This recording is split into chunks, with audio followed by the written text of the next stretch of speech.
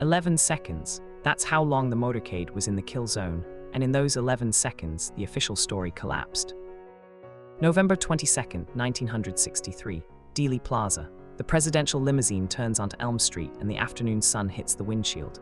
Jackie Kennedy wore a pink Chanel suit that day. I've seen the photographs 1,000 times and that color never leaves you. 3 shots or 4 or 2, depending on who you ask and where they were standing and what they were willing to admit under pressure. Let me back up. I've covered enough war zones to know that eyewitness testimony is unreliable memory fractures under stress.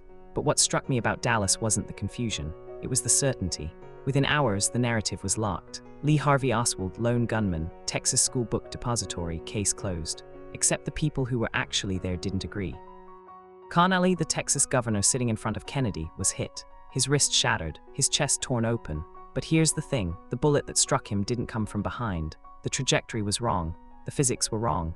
I've interviewed enough combat surgeons to know the difference between entry and exit wounds, and Connally's injuries told a story the Warren Commission wasn't prepared to hear. So they invented the magic bullet. That's not my term, that's what the critics called it.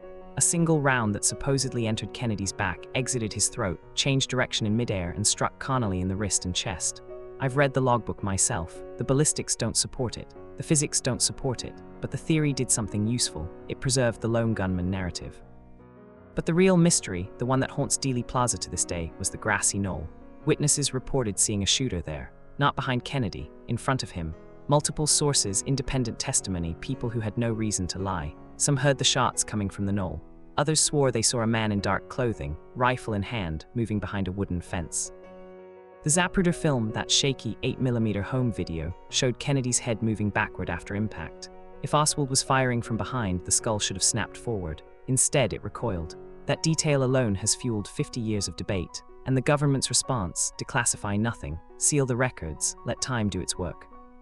I've studied enough crime scenes to know what cover-up looks like. It's not always a conspiracy in the Hollywood sense. Sometimes it's bureaucratic self-preservation. The FBI wanted a closed case. The CIA had its secrets. The Secret Service had failed to protect the president, and nobody wanted that scrutiny. So the machinery ground forward and the official story hardened.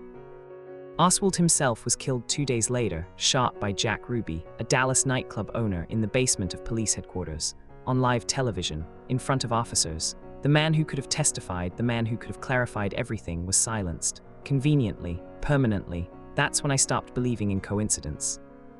The House Select Committee on Assassinations reopened the case in 1979. They examined the acoustic evidence, the sounds recorded on a police motorcycle's open microphone that day. They concluded, based on the timing of shots, that there was probably a second shooter. Probably, not definitely. The word choice matters when you're trying to bury a finding. Decades of declassified documents have revealed what many suspected. The CIA was running operations against Castro. The mob had connections to both Kennedy and the intelligence community. Anti-Castro exiles had motive. The layers of secrecy were so thick, so intentional, that the truth became impossible to separate from speculation. What I know after decades of studying assassination cases is this: Oswald probably fired shots that day, but probably isn't certainly. And the evidence suggesting a second shooter, the ballistics, the witness accounts, the trajectory analysis, hasn't been definitively disproven. It's been ignored. There's a difference. The files are still sealed. Some won't be released until 2038. The Warren Commission's work has been challenged by ballistics experts, acoustic engineers, and forensic pathologists. Yet the official story endures in textbooks and classrooms, not because it's airtight, because it's comfortable. America needed the assassination to be simple.